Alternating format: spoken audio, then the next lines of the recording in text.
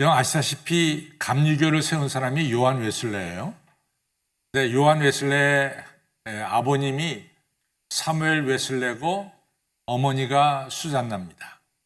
근데 사무엘 웨슬레와 어머니 수잔나 사이에 애가 몇 명이 태어났냐면 19명이 태어났습니다. 여러분들 놀라시겠지만은 옛날에 신앙을 가진 사람들의 특징은 애는 하나님이 주신 축복이에요. 그래서 애를 안 낳기 위해서 피임한다든가 그런 거 없습니다. 애를 주시면은 감사하게 받았습니다.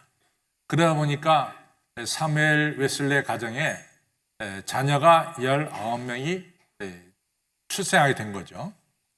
그 중에서 15번째로 출생한 아들이 요한 웨슬레입니다.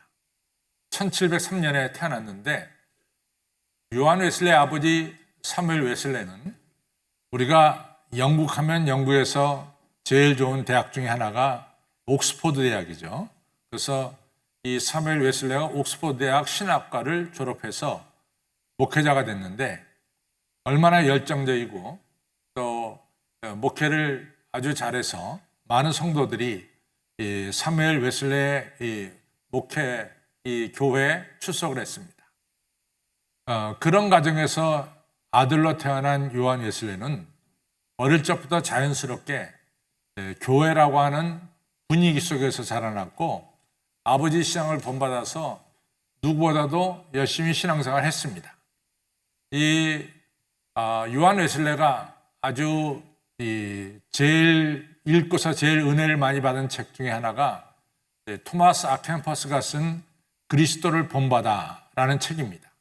그래서 아버지 못지않게 요한 웨슬레도 열정적으로 이같이 복음을 전하며 살았어요. 이분이 이제 1738년에 어디로 가냐면 미국 조지아주에 가서 선교를 하게 됩니다.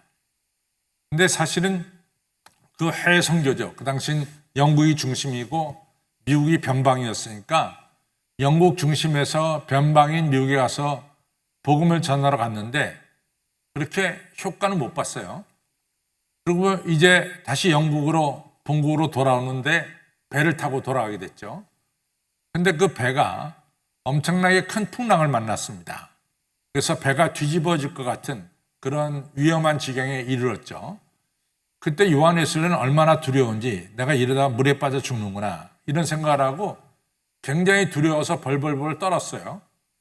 그런데 그 배에 동승한 사람 중에 누가 있었냐면 모라비안 교도들이 같이 그 배에 탔단 말이죠. 근데 모라비안 교도들은 이 요한 웨슬레하고는 사뭇 달랐습니다. 얼마나 평안하고 담대했는지 조금 더 두려운 이런 구석이 없는 거예요. 그러니까 요한 웨슬레가 그냥 상당히 이 마음에 여러 가지 생각을 하게 됐습니다. 아니 저분들도 나하고 똑같이 상황, 이 배가 이 풍랑에 의해서 뒤집어질 수 있는 어려운 상황에 처했는데 나는 죽음이 두렵고 또 이 공포 속에서 벌벌 떨고 있는데 어떻게 저 모라비안 교도들은 저렇게 평안하게 말이지 이 풍랑을 지나가게 되었는가 이런 생각을 비교해서 생각을 하게 됩니다. 많은 생각을 하게 됐어요. 그래서 이제 영국에 무사히 도착하게 됐을 때 피터 비엘러라는 분을 찾아가서 자기가 경험한 것을 얘기했습니다. 그랬더니 구원은 오직 하나님의 은혜로 임한다. 이런 귀한 말씀을 주셨습니다. 여러분과 저가 똑같이 오늘 예배를 드리는데 옆에 분들은 굉장히 은혜를 받는데 왜 나는 똑같이 같은 자리에 앉아 있는데 왜 내 마음은 냉랭할까? 이런 느낌을 가질 적도 아마 있을 거예요. 저도 이제 그런 경험이 한 번 있었는데 저하고 집사람이 1990년도에 이제 성지순례를 가게 됐어요. 근데 이제 성지순례 가는데 여러분들 예루살렘에 가서 보면은 예수님께서 십자가 지고 걸어 올라가신 그 길을 가리켜서 뭐라고 말하냐면 순환의 길 또는 비아 돌로로사 이렇게 말합니다. 근데 저도 이제 그 길을 가는데 제 앞에 그 일본 교회 성도님들이 제 앞에 이제 그 비아 돌로로사 순환의 길을 걸어가는데 그 순환의 길의 특징은 예수님께서 십자가 지고 가시다가 14번 쓰러지셨어요. 십자가 무거워서. 근데 쓰러진 곳마다 다 표식이 있습니다. 근데 일본 성도님들은 쓰러진 표식마다 울면서 거기서 무릎 꿇고 기도하는 거예요. 근데 이제 저는 뒤따라가면서 정말 예수님이 나를 위해서 그렇게 고난받고 십자가 지고 가시다가 쓰러진 곳에 이르렀는데 저는 사실 눈물이 안 났습니다. 그런데 일본 교인들은 눈물을 흘리면서 그곳에 기도하는 것을 보면서 제가 이제 그날 저녁에 호텔에 와서 하나님께 회개하게 됐어요.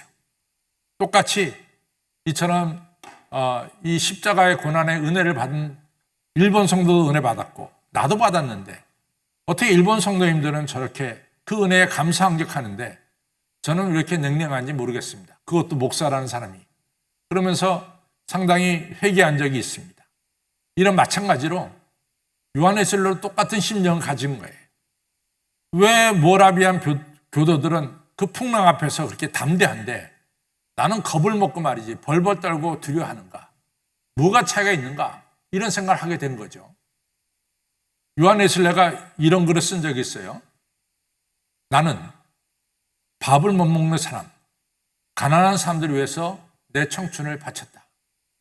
나는 가난한 사람들이 먹고 살아갈 수 있도록 나는 청춘도 바치고 친구하고도 떠나고 그리고 나의 명예를 버렸다.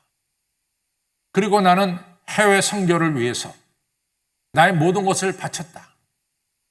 그래서 내 몸이 약해지고 파리해져 가는 것도 내가 이 일에 열정을 품고 하기 때문에 내 몸에 약해지는 것도 내가 느낀다. 난 하나님이 나를 내 생명을 버리라 하면은 난 생명을 버릴 수도 있다. 이런 이야기를 합니다. 그런데 어째서 나는 그 죽음, 이 풍랑 앞에서 나는 두려워하고 떨고 있었는가? 이런 이야기를 합니다.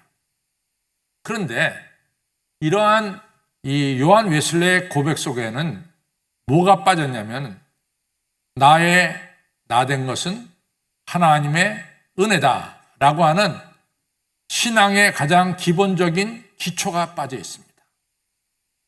오늘 나의 나된 것은 내가 가난한 사람들이 밥 퍼줘서 내가 된 것도 아니고 내가 목숨을 바쳐가며 해외 선교를 나가서 나의 나된 것도 아닙니다. 나의 나된 것은 바로 하나님의 은혜로 여러분과 제가 오늘 이 자리에 있게 됐다는 이 기본적인 사실을 우리는 알아야 됩니다. 여러분 사도행전 18장에 보면은 아볼로라는 인물이 나와요. 근데 아볼로라는 인물에 대해서 어떻게 설명하냐면은 이 알렉산드리아 아프리카 북단의 알렉산드리아 태생으로서 예수의 예수에 대해서 학식이 많은 사람이고 또 말을 너무 잘하는 달변가입니다. 웅변가죠. 아볼로가. 근데 이 아볼로가 에베소에 와서 복음을 전하는 거예요. 그런데 어느 누구도 이 아볼로의 복음에 별로 감동을 받지 못합니다. 그렇게 지식이 많고 그렇게 달변으로 얘기하는데 별로 이같이 성도들이 은혜를 못 받아요. 그때 그 자리에 누가 있었냐면 아굴라 브리스길라 부부가 있습니다. 아굴라 브리스길라 부부는 성경을 보시면 알다시피 사도 바울이 고린도에 갔을 때 아굴라 브리스길라 부부가 자기 집을 이같이 내놓고 사도 바울로 하여금 머물게 한 사람이 아굴라 브리스길라 부부예요.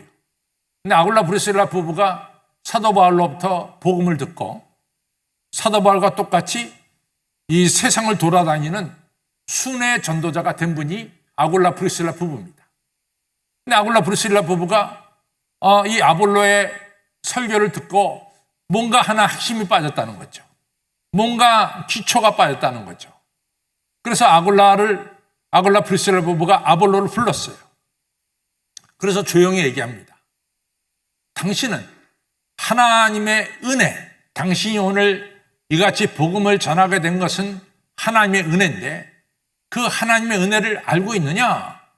이걸 갖다가 물어보고 그걸 가르쳐 줬어요. 그때 이제 아볼로가 자기가 된 것은 하나님의 은혜임을 깨닫고 그 다음부터 우리가 사도행전 18장 나중에 보면 그가 하나님의 은혜를 증거하니 많은 사람들이 주인께로 돌아오더라라는 역사가 나타나고 있습니다. 그러니까 오늘 중요한 것은 신앙의 기초는 뭐냐? 나의 나 된 것은 하나님의 은혜입니다. 그러면 이 하나님의 은혜, 신앙의 기초, 이것을 정확하게 알려면은 첫 번째 우리가 뭘 알아야 되냐면 내가 죄인이란 사실을 알아야 됩니다. 내가 죄인이란 사실. 그런데요, 내가 죄인이란 사실을 깨닫는 게 쉽지가 않아요. 예를 들어서 요한 웨슬레 같이 아버지 사무엘 웨슬레의 아들로 태어나서 교회에서 자라난 사람들, 또 저처럼 모태신앙을 가진 자들, 또 이같이 오랜 신앙생활하는 사람들에게 내가 죄인이다 라는 이러한 고백이 쉽게 튀어나오지 않습니다. 근데 이러한 고백은 또 바리새인들도 마찬가지예요. 바리새인들도 자신이 죄인이란 고백을 잘 못해요. 왜냐하면 바리새인, 우리가 누가복음 18장에 보면 바리새인과 세리가 성전에 올라가서 기도하죠. 그때 바리새인의 기도가 나옵니다. 하나님, 저는 저 뒤에 있는 세리와도 같지 않습니다. 하나님 아시죠? 저는 뭐 토색을 하거나 불의를 행하거나 간음한 일이 없습니다. 또 하나님 아시죠? 제가 일주일에 이틀씩 금식 기도하고 내가 소득의 10의 1은 정확히 바치지 않습니까? 이러면서 기도를 드리는 거예요. 여러분들, 이 기도의 어느 부분 하나 내가 죄인입니다라는 게 없어요. 내가 죄인이라는 게 없어요. 근데 반대로 세리는 가슴을 치면서 이 죄인을 용서해달라고 기도합니다. 기도가 확연히 달라요. 바리새인의 기도 속에는 내가 죄인이라는 사실이 없어요.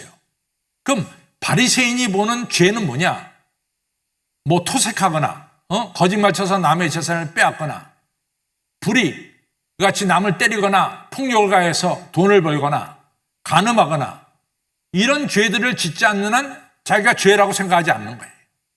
특정하게 정해놓은 이런 죄를 짓지 않으면 죄인이라고 생각하지 않는 거죠. 요한 웨슬레도 똑같아요.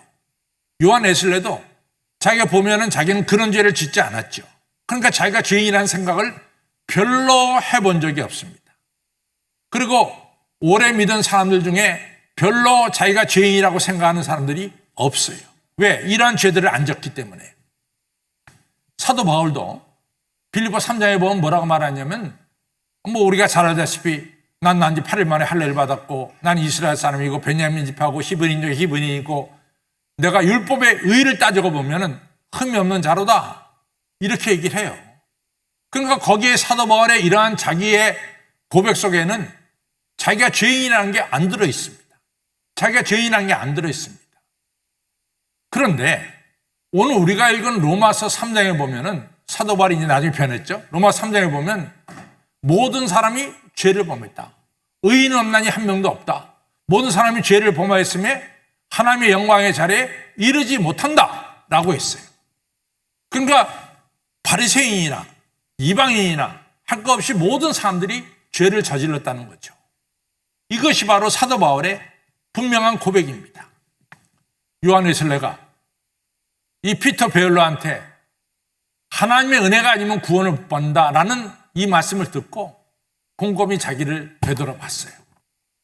자기가 정말 이같이 하나님의 복음을 증거하는 이러한 전도자로서 정말 자기는 마음을 다하고 성품을 다하고 힘을 다해서 하나님을 사랑하고 있는가라고 하는 근본적인 질문을 하게 됐어요.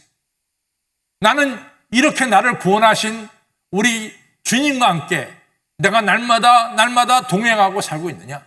나의 삶 속에서 이러한 예수님을 내가 정말 부인하지 않고 항상 중심에 모시고 살았는가? 이런 아주 근본적인 질문들을 요한 웨슬레가 하기 시작합니다. 그 질문 앞에 요한 웨슬레는 꼬꾸라졌어요. 나는 하나님을 사랑한다 하지만 정말 사랑하지 못했습니다. 나는 마음과 성품과 힘을 다해서 하나님을 사랑하지 못했습니다. 나는 주님을 배제한 적도 많습니다. 1938년 올더스 게이트에서 1738년 집회가 열리는데 이 요한 웨슬레가 자기의 죄를 깨닫고 고백하면서 울면서 회개하기 시작합니다. 그때 요한 웨슬레에게 성령의 역사가 충만하게 임했어요. 그다음부터 요한 웨슬레는 가는 곳마다 사람들을 주님께로 인도하는 위대한 전도자, 오늘날의 감리교단을 세우는 훌륭한 사람이 됐습니다. 성도 여러분, 이 자리에 있는 것은 하나님의 은혜예요. 믿습니까? 내가 이 자리에 있는 게 하나님의 은혜라도요. 하나님이 나에게 생명을 주셔서 여러분과 저가 이 자리에 있게 된 거라도요. 근데 우리가 이런 은혜를 잊어버리고 산단 말이죠. 응? 여러분들이 불의, 토색, 간음을 안 했어도 나를 창조하신 하나님을 잊어버리고 산다는 자체가 바로 죄입니다. 사도행전 2장에 보면은 아시다시피 뭐가 나오냐면은 오순절 성령 집회가 나오는 거예요. 오순절에 유대인들이 예루살렘에 모였어요. 근데 그 모인 사람들 중에는 예루살렘에 살고 있는 사람들도 왔겠지만, 이스라엘에 살고 있는 사람들도 왔겠지만, 많은 사람들이 해외에서 흩어져 사는 유대인들, 디아스포라 유대인들이 오순절 절기를 지키려고 예루살렘에 모였던 거예요. 그러니까 해외에서 온 유대인들은 예수님에 대해서 몰라요. 예수님을 십자가에 못 박아 죽인 데 대해서 몰라요. 왜? 해외에 살았기 때문에. 그런데 그때 사도 베드로가 일어나서 뭘 설교합니까? 하나님이 우리를 이처럼 사랑하사 하나님의 독생자 아들 예수님을 이 땅에 보내셨습니다. 근데 여러분과 저를 그 예수님을 십자가에 못 박아 죽이라고 이방인 손에 맡겨서 하나님의 아들 예수님을 십자가에 달려 죽게 했습니다. 이 설교를 했어요. 해외에서 온 유대인들은 예수님을 만난 적도 없고 예수님의 십자가 지라고 외친 적도 없어요. 그러나 해외에서 온 모든 유대인들을 비롯한 거기에 있는 유대인들이 가슴을 치며 회개했어요. 내가 하나님의 아들 예수님을 십자가에 못 박아 죽게 했단 말이야. 그것이 바로 나구나. 그러면서 회개의 역사가 일어난 거죠. 그러면서 회개한 자들에게 하나님께서 약속하신 보혜사 성령이 임해서 오순절 성령의 역사가 바로 거기서 일어난 겁니다. 사랑하는 성도 여러분, 내가 죄인임을 깨달아야 됩니다. 여러분들이 정해놓은 어떤 죄를 짓지 않았다고 여러분들은 의인이 아니라고 말이에요. 오늘 나에게 생명을 주시고 나를 이 자리에 있게 하시고 나를 살아가게 하시는 우리 하나님을 내가 얼마나 진정으로 사랑하고 힘을 다하고 생명을 다해서 내가 하나님을 사랑했는가. 그렇지 못한 적이 많어요. 우리 하나님 무시한 적도 많아요. 따라서 여러분과 저는 나를 이처럼 사랑하신 하나님을 제대로 모르고 하나님 무시한 모든 것에 대해서 우리가 죄를 깨닫고 회개해야 될 줄로 믿습니다. 그것이 신앙의 기초예요. 신앙의 기초는 내가 죄인이라는 사실을 깨닫지 못할 때는 신앙의 기초가 세워지지 않는 거예요. 신앙의 기초가 세워지지 않을 때는, 없을 때는 아무리 그 외에다가 조지아에 가서 복음을 전하고 해외 선교를 수없이 다녀도 그것이 다 물거품처럼 사라지는 거예요. 그러나 신앙의 기초가 단단해지면은 그 위에 집을 세울 때 그 집은 하나님께 영광 돌리는 집이 될 줄로 믿습니다. 두 번째 중요한 것은 뭐냐? 내가 죄를 깨달았어요. 근데 이 죄를 어떻게 없이 하느냐 그 말이에요. 내 힘으로는 이 죄를 없이 할 수가 없어요. 구약에서는 죄를 없이 하는 방법으로 짐승 제사를 드리게 했어요. 근데 히브리서는 말합니다. 짐승의 피 가지고는 우리의 죄를 씻을 수가 없다. 그것이 결론이에요.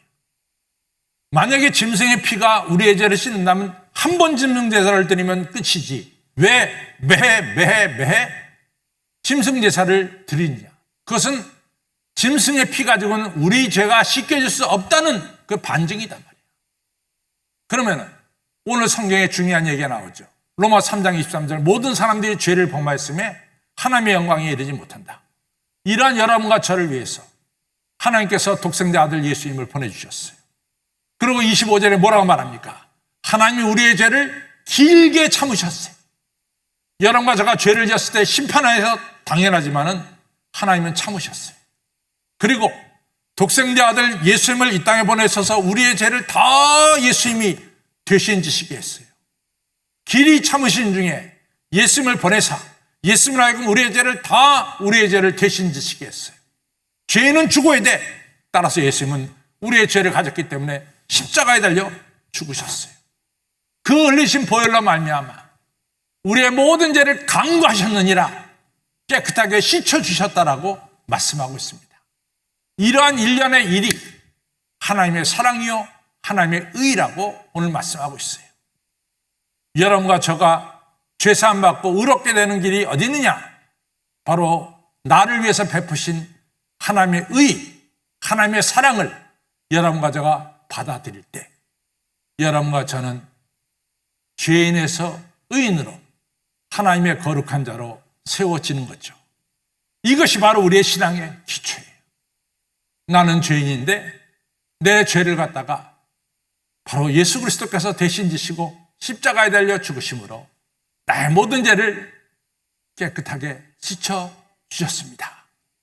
이것을 믿고 거기 위해서 신앙생활하는 것이 바로 우리의 올바른 신앙생활임을 믿으시길 바랍니다. 우리가 누가복음 2장 25절에 보면은 뭐가 나오냐?